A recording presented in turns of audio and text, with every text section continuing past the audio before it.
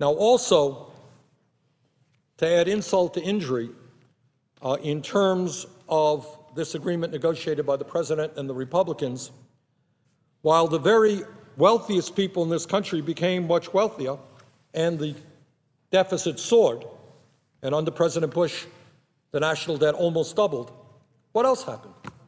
Well, the tax rates for the very rich went down. Rich get richer, tax rates go down. This was a result not only of the tax breaks for the rich initiated during the Bush administration, but also, quite frankly, tax policy that took place before President Bush. The result is that from 1992 to 2007, the latest statistics that we have, the effective federal tax rate, what people really pay for the top 400 income earners, was cut almost in half.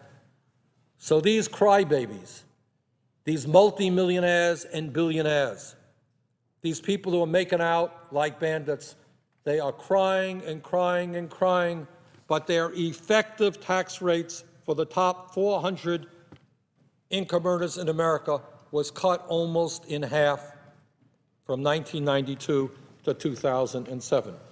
And I think the point that needs to be made is that when is enough enough? And that really is the essence of what we're talking about. When does greed end? Greed is, in my view, it's like a sickness. It's like an addiction. You know, we know people who are on heroin, they can't stop. They destroy their lives. They need more and more heroin. There are people who can't stop smoking. They have problems with nicotine. They get addicted to cigarettes, cost them their health. People have problems with food. You know, we all have our share of addictions.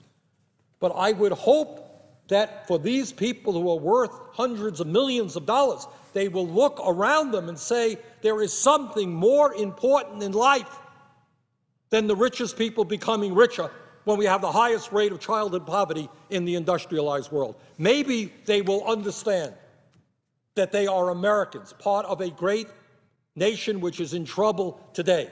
Maybe they've got to go back to the Bible or whatever they believe in, and understanding that there is virtue in sharing, in reaching out, that you can't get it all.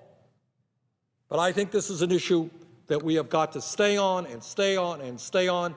This greed, this reckless, uncontrollable greed is almost like a disease which is hurting this country terribly. How can anybody be proud to say that I'm a multimillionaire and I'm getting a huge tax break and 1/4 of the kids in this country is on food stamps? How do you be proud of that? I don't know.